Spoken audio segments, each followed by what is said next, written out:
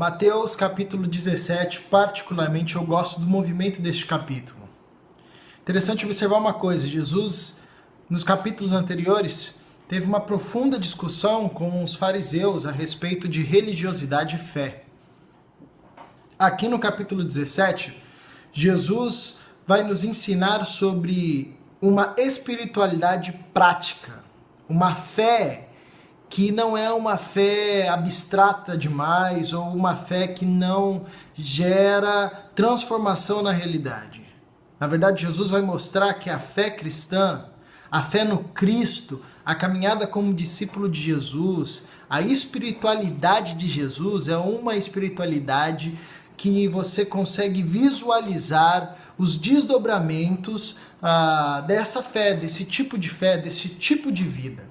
Interessante observar que Jesus ele condena a religiosidade dos fariseus, ou a fé ensinada pelos fariseus, pois era uma fé alienadora, uma fé que tirava o cara do contexto e da sua realidade, além de ser, sobretudo, uma fé legalista, uma fé que na verdade era uma falsa sensação de que você estava construindo alguma coisa.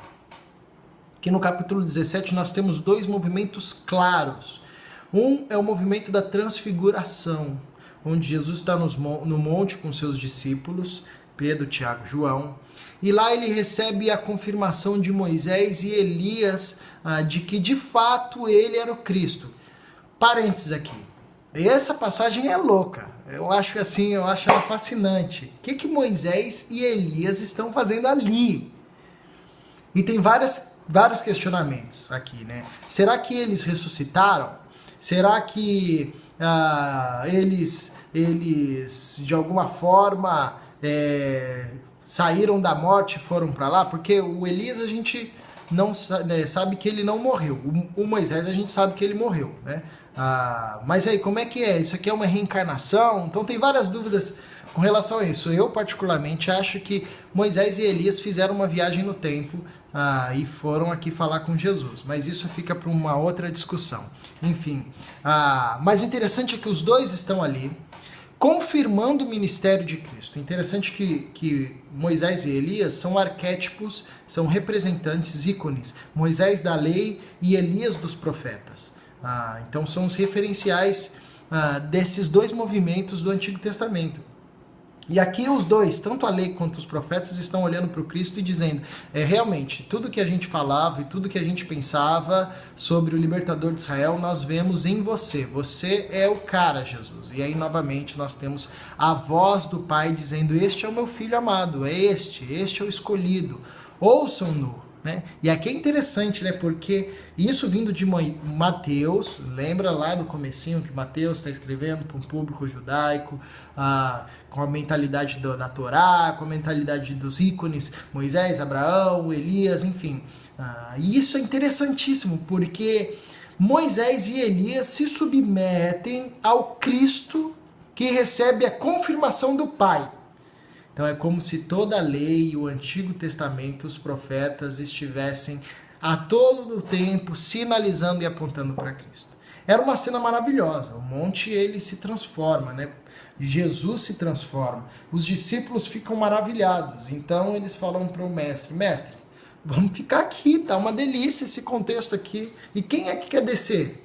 Deus falando, a lei, os profetas ali, Moisés e Elias, Jesus transfigurado. A gente não quer mais descer não, essa esfera aqui de adoração tá fantástica, né?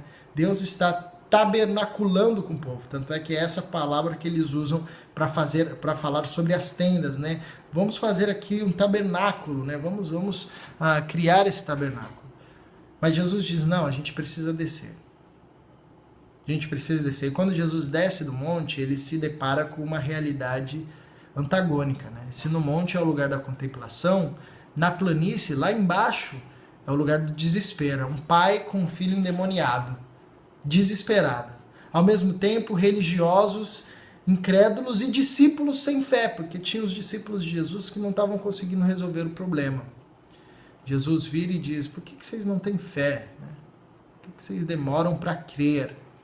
Então percebe como os capítulos anteriores Jesus está ensinando sobre fé e como a fé ela nos movimenta num exercício prático de transformação.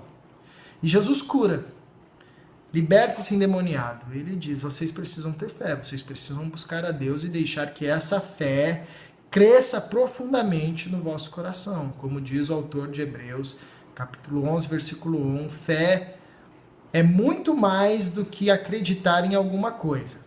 Fé é a certeza de que me virá algo porque um fato aconteceu no meu passado. Mesmo que eu não veja, eu tenho essa convicção.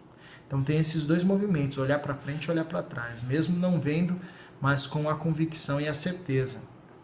Então Jesus ensina os seus discípulos que todo momento de adoração deve ser refletido em um momento de transformação. A adoração que não gera transformação é, na verdade, um culto a si mesmo. É, na verdade, um culto a uma divindade que tem olho, mas não vê, ouvido, mas não ouve, boca, mas não fala. Mas na fé cristã, a adoração ela é seguida de transformação. Transformação das realidades. E Jesus nos conduza neste caminho de contemplarmos esta visão maravilhosa no Monte da Transfiguração e ao mesmo tempo descermos e nos tornarmos agentes de transformação na planície.